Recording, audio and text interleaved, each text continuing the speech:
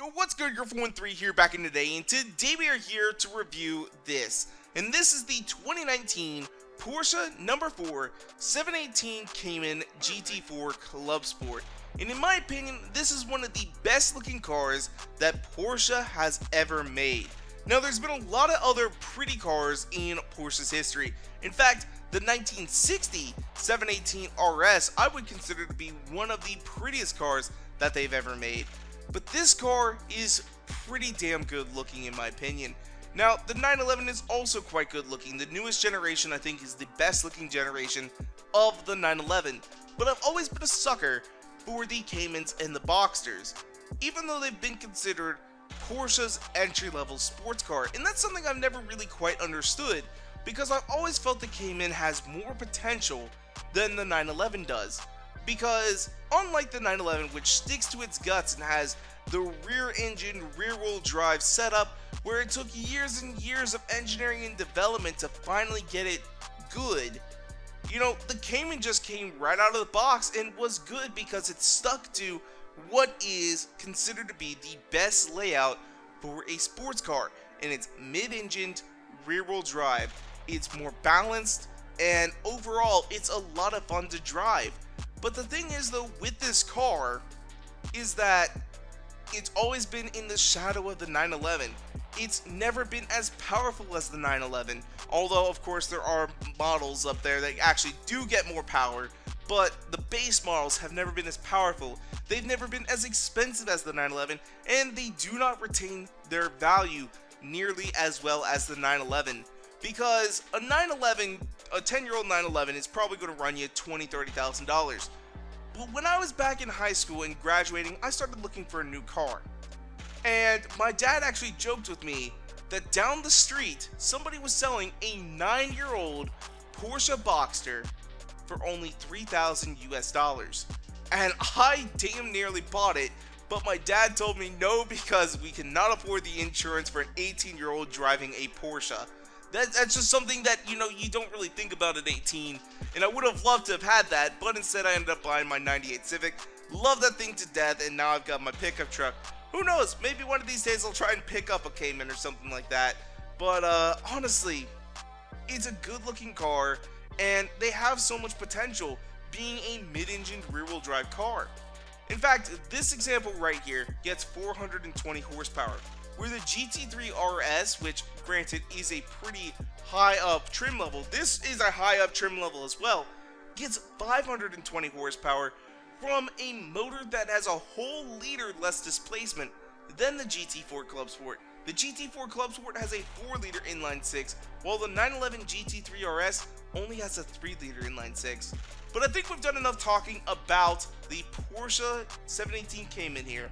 Let's go ahead and see how it does on the track. So to start things off, what I want to say is that I have already taken this car and returned it to stock, because when you first get this car from Forza, it will have homologation parts on it. So I did return it to stock, and this actually dropped it into S-Class, and I wanted to test it when it's in its stock form. Now the thing about this car is, under some hard braking through some of these corners, it can get a little slidey, which is to be expected. It is a rear-wheel drive sports car, but overall it is pretty tame. It's relatively easy to control. It has modest horsepower, like I was saying earlier, at only 420 horsepower, so it doesn't really feel outrageous or difficult to control. It's really easy getting it around here, around this track.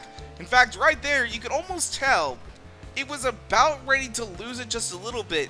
But the car actually overall said, you know what, I'm going to fix myself, I'm going to get everything going, I'm a mid-engine sports car. We aren't no scrub 911, no siree. And honestly, I love it. I really do like this car quite a bit. Honestly, it handles so well. You see it going around that corner, although we did just cut it just a little bit. But overall, you see we're coming around these corners. There's really no flamboyance to it. It'll get its tail out if you want it to, but also if you wanted to stay in control. This is of course a lightened version of a traditional Cayman, but you know, you see under some hard braking, we can get it to drift, we can get it to do the smoky fun bits. But overall, I really do like how this car is. Honestly, I could drive this thing all day. But right now, let's go ahead and test out what the homologated version is, because honestly, that is probably going to be a whole different story. So now we're running it with the stock homologated parts that are fitted to the car when you actually receive it. Now the thing is though, is actually I like this a little bit better than the stock version, because it gets that power that I felt was missing, because it adds about 120 horsepower to the setup. Plus, as well, you know, it gets tire upgrades, it gets suspension upgrades, all kinds of different things that just overall make it a better car. Now, around some of these corners, it can be a little bit more finicky, but really the difference is negligible.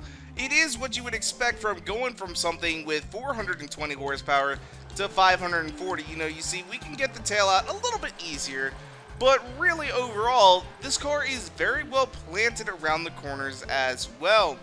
This has the power that I thought was missing from the 420 horsepower stock variant, but I do believe that if you were to buy a base model Cayman or something like that, that would be relatively accepting of mods, because if you look at the 911 that has a 3-liter inline 6, you know, those things push out well into the 500s. And in fact, the twin-turbo GT2 RS puts out over 700 horsepower. So imagine what you could get out of the 4-liter version of basically the same motor. You could probably get quite a bit more power, although with forced induction, you may be pushing a little, because it is a bored out version of the 3-liter inline 6, so you may not have as strong a metal, you know, really kind of keeping the engine from exploding, really. So overall though, I do love this car. It is absolutely fantastic, and I'm sure putting on like a really